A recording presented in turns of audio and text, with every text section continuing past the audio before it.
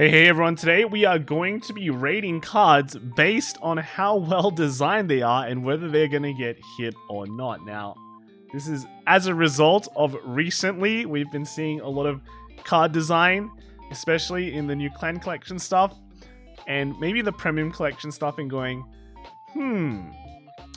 why is it like this? Is this a good card? Why do they design it like this? Especially today, when we got some holy shine dragons and going, yeah, is this good? So we're gonna start off with basically the most balanced and well-designed set of all time, Premium Collection 2019, which totally has no ban cards whatsoever, and it's just the best. It's just the best.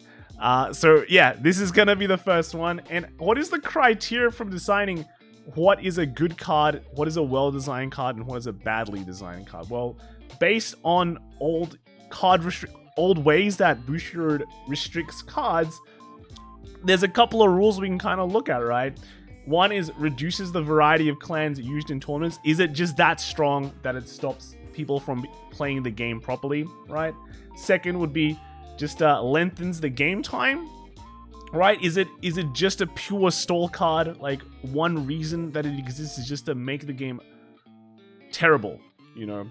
Will greatly affect many future cards in development. That is a very important one. That is a big thing. You have things like Gesteel Demonis, right? Which is in this set, right? Which will totally stop a lot of cards from being designed in the future. And then another point is behavior that is unpleasant to encounter and requires complex methods to handle. So, very annoying cards. Yeah, very annoying cards. So, those are basically the criteria that we're kind of going to use in terms of what is a card is if a card is well designed or badly designed. And I'll probably go into more things as well with some of the more controversial picks. So, if you look at this graph here, well, we've got 4 quadrants, right? If your card is placed more towards the right, it is a well designed card. If it's put towards the left, it is a badly designed card. And if it's closer to the top, it likely won't get hit.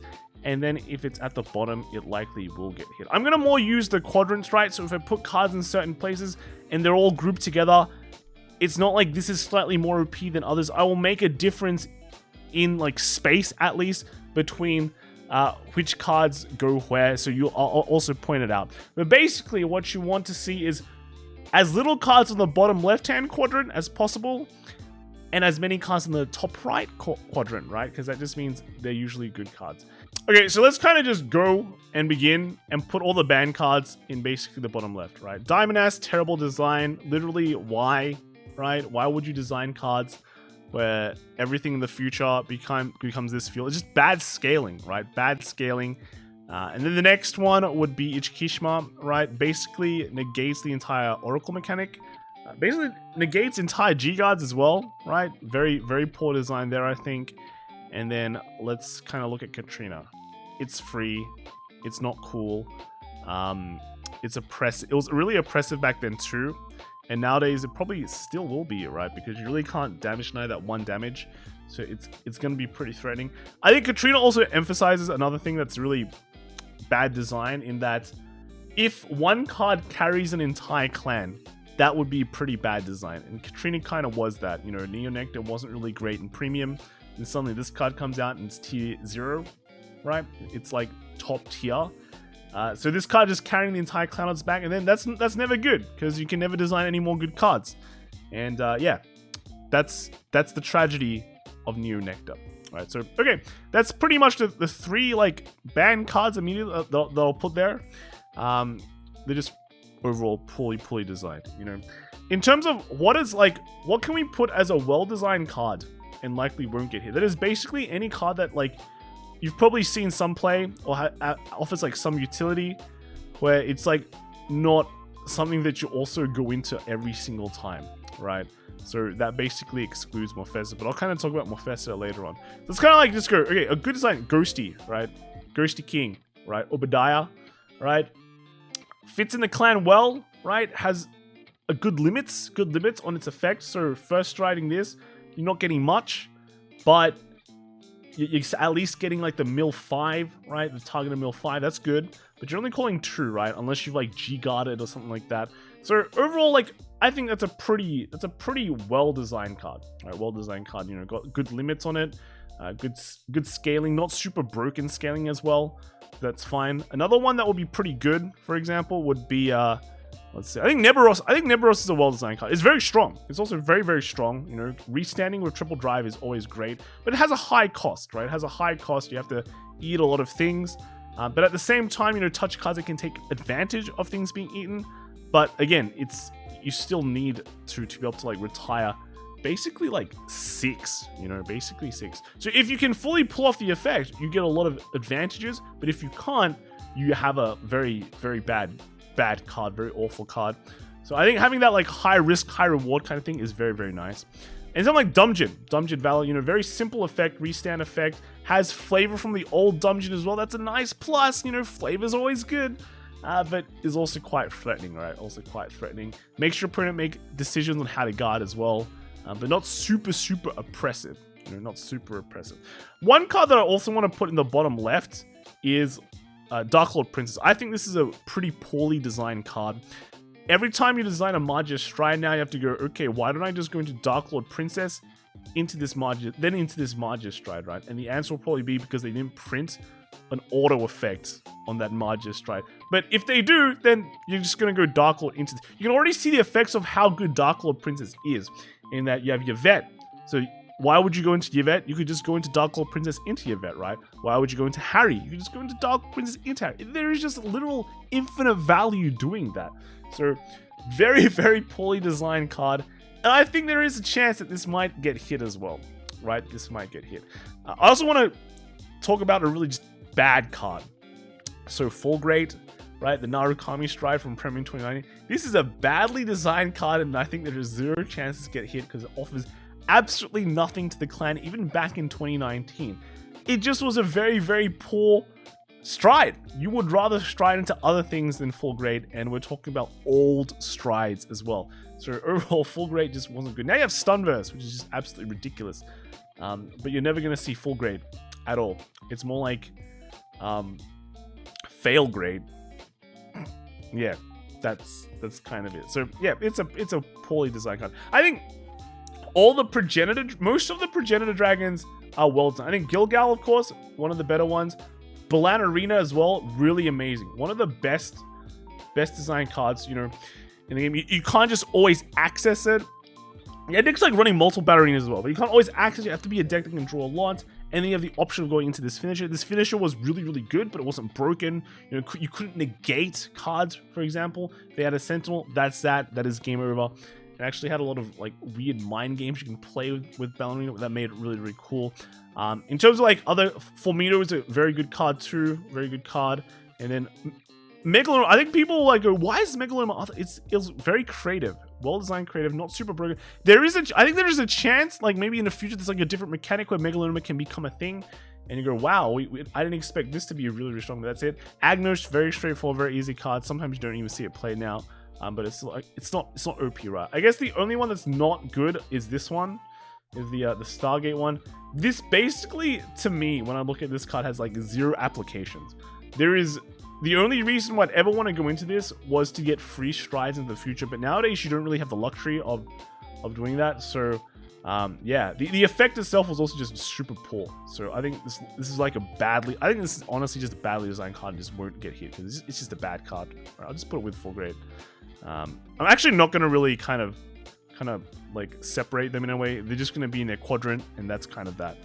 I think overall you can put a lot of the cards into the well-designed card section because they're just good cards that you're going to see in decks. I think like History Build, okay, it's fine. Right, Raphael Mitra. This had the potential to become like a super stally card, but it had insane costs, right? Counterblast 3 discard 2 is really high. Nowadays, though, if you look at the new Premium Collection 2022 cards, there are more cards that can heal, but they also, like, it doesn't change the fact that this card's cost is very high. They need to release cards that can, like, really mitigate this cost, like by countercharging or drawing more, but the chance of that happening aren't too great, and especially like this card doesn't really have a second effect, right? It's like heal 3, like heal 2, and then get like 10k and restand and things like that. No, it's not like Gasteel Demonass, right? It's just literally heal 2, this is your turn, you have to rely on your Regars to do something else. but that's that. And it comes with a cost, right? So I think it's just fine in terms of like, you know, stally gameplay, right? I think one of the cards, like, let's go look at some of the more controversial cards here that are left. Busted, I think, is kind of a well-designed card, but there is a chance that this gets hit in the future, right? Overall, like, we've seen Busted through the ages. It's been like the best Nova Grappler strike. It does kind of suffer a bit for being kind of carrying Nova Grappler for a long time, but it really hasn't made so much of a splash. Now, back then when Busted was released, it was really, really cool trying to find ways to abuse its effect, kind of restand like 1 billion times, and then like we'll stand your stuff 1 billion times, and then being able to, oh, look at my drive checks! There's like so many of them. I think it's getting easier though. It's actually getting easier. Nova Grappler as a clan as well is getting better and better. So I think in terms of this becoming a threat, or this getting hit, I think is much more likely. This is kind of similar to Gridora in that this was like the best card it had for a while, and the clan itself just wasn't that good. But as the clan is catching up, then this could become issues. However, you also have to think, it is not Busted that is making, well, maybe it is. Well, it's not like, it's not Busted that is the problem. It is that they're releasing a lot of other cards now that is making Busted a problem. So I guess then Busted is a problem. I think there actually is a chance that this gets in. Maybe I shouldn't put it so far up in the world design. It's got, in terms of like scaling, I think it's kind of risky, right? If you print too much free, like, yeah, I guess in the mid here, there is a chance this gets hit in the future, right? People are gonna look at this like at the end of the video as well, going, "Wow, Busted, you're crazy." Well, you guys have to watch the video. That's just it. Let's kind of talk about Gridora as well. Gridora, similar to Busted, clan sucks. Card is good. However, this has like extra implications where it's also unfun to play against. Now, it's not that being unfun makes the card just automatically crap and should get banned immediately, because otherwise Link Joker would just get banned, right? All of Link Joker would just disappear. It's also just that it just negates entire mechanics, you know, no G-guarding. If your clan can't deal with it, it's terrible time. It technically slows down the game a bit as well, but because I guess restricting like gameplay is like, and just beating up your opponent is pretty good, right? It kind of speeds up gameplay at the same time, so maybe not. But we're looking at Premium Collection 2022. There's a good stride that combos well with this, so probably gonna get hit. I think it probably will get hit. I think the issue with Gridora is that, okay, it's been carrying the clan for a lot. It's stopping design space. Its cost is very low. It's very hard to play around it. So overall, I think Gridora probably will get hit. And I have to say, its design was not great. It's just a poorly designed card overall. Let's kind of go through. Continue on. Same of Twin Sword. It's fine, right? High cost. Well, not high cost, but you know, kind of it's. Royals is like weird. Right now you're going to Crystal Luster. Crystal Luster is kind of busted, but I think you still kind of run like 1 or 2.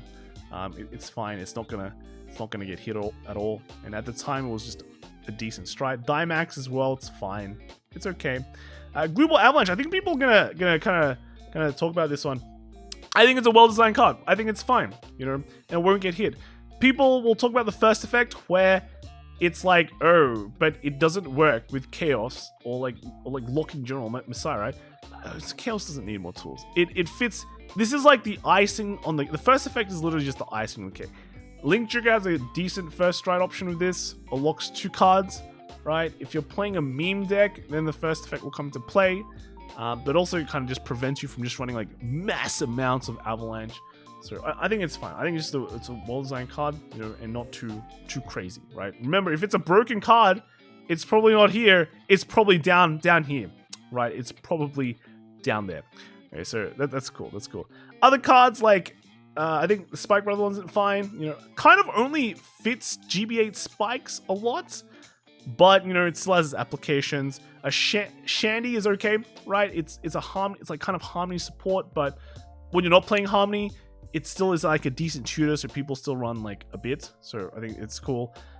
Valuers, I know Aquaforce people really hate Valuers because it just kind of goes through the deck a lot, but it's still a nice extra option, and you know, locking power is actually relevant now. Amrud is a really good card. Amarillo is a really well-designed card. High cost, strong effect, but it's also multifaceted effects. So overall, yeah, it hangs out in the well-designed section. Again, I'm not kind of splitting these. These are kind of just all good design cards. Let's go into some more controversial stuff. Right, so Spear Cross or Spear X. Spear X, if Spear X was to get hit, I think it would have already gotten hit. The fact that it's not makes it so it probably won't get hit. There are kind of like overall changes to the metagame that kind of makes Spear X a bit worse. Like Heal Guardians, for example. And the fact that your opponent just knows the card, knows what it can do. If they're going to push you over 2 damage, they're going to be ready, right? They're obviously going to be ready. Or they're just not playing around you and you're just going to get an auto win. Right? So I think Spear X right now, in terms of design space, I don't think it's a well-designed card. I think just, you know, being able to like negate the entire like first stride kind of gameplay is just like not a good design. But at the same time, I don't think it'll get hit. So I think putting it right in the middle, right? Probably put it like right in the middle, like right here. Right here. I don't really see any super ways to abuse Spear X anymore. We had double Spear X before, but you know, that's just all cool now. But yeah, nowadays I wouldn't say it's well designed, simply because yeah, again, negating mechanics is not cool. But you know, it won't be like a badly designed card, because at least it's like a punish option now, which is pretty cool. Right? It's pretty cool. Mugen Lord, Mugen Lord is okay. I think it's a well designed card. Now, like, it scales well in terms that every time you release a stride, Mugen Lord gets buffed. But when you're playing as Nubatama, you would know that too. So you'd be very careful about what stride you go into if it just auto loses to a Mugen Lord, which I think like 2 new Adios just do that, and what you do is just not put 2 new Adios spaced up, right? The fact that it's like super, like your Nubatama that just telegraphs to your opponent that, hey, you better be careful, makes it's fine. It's fine. Maybe it could actually just be a badly designed card because of that.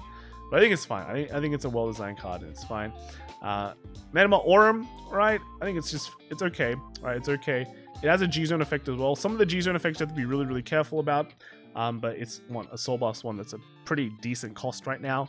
And also that it doesn't like bust up the entire field. It calls a card. That's cool. That's cool. Extra attack or extra 1 or 2 attacks. That's fine. But it doesn't totally break the game. And then like Shibaraka Victor, I think is okay too, right? I think people are trying to find ways to abuse this and figure out like the cool combos. But overall, I still think it's okay. We'll see. We'll see in the future if I'm right or not. And then lastly, the Morfessa card. The Morfessa card. I think this one is weird. This one is going to be a hard placement. Morfessa has been kind of carrying Shadow Paladin for a while, but you have to also remember that Shadow Paladin overall as a clan is very, very good in premium. So it's not just Morfessa carrying, it's just Shadow Paladin being good. The way I see Morfessa being conceived is the designer's going, hey, right, imagine there's this card where it like gives crit and power. Ritual 10 though, that's gonna be such a harder like restriction to hit, right? So it's gonna be this like late game finisher. And then the players go, let's turbo this Morfessa out and just one-shot my opponent. That's it. So I want to say this is a well-designed card. You know, I want to say it's a well-designed card. But I think it could have been designed way better. I think 15k in a crit, right? I think it's a bit too strong. Maybe if it was like a 10k in a crit, where like one trigger would make a big difference, like a really, really big difference, I think that'd be fine. I think it'd be way better. So that, I'm going to have to deduct some points. But overall, like, if Morfessa... I actually do think there's a chance Morfessa gets hit, because although, like, a lot of its numbers are static, it's a 15k power, it's +1 crit, right? Your opponent has to go to 2. They really haven't designed any cards that are, like, better than this card. So, overall, like, in terms of how long it's just been staying out, there is a chance that it gets hit. I think I'll probably put it lower. Probably put it like just right in the middle. But I don't think I'm gonna call it a badly designed card. Right, that's for sure. I don't think I'm gonna call it a badly designed card. I think in the future, if Shadow Paladin does get hits, it's not going to be because of Morfessa. It's going to be because they've released more good cards for the Shadow Paladin clan, right? And those cards force Shadow Paladin decks in Premium to become really, really strong, right? So, for example, something like a Dina main, right, might make Luwad very, very strong, or like V Luwad, right, rising up in power. That is a V Luwad problem, though, right? Or that is a main deck problem versus a Morfessa problem, in my opinion. So I think Morfessa overall, a well-designed card. Although it has the back carry syndrome, I think it's well-designed. If it gets hit, I don't know, right? But I think we can kind of put it here. We can just kind of put it in the mid and hope for the best. Need the busted, right? This is kind of future potential. So overall, I think this is the list. I think there was actually quite a lot of well-designed cards in the set, right? These cards weren't too OP.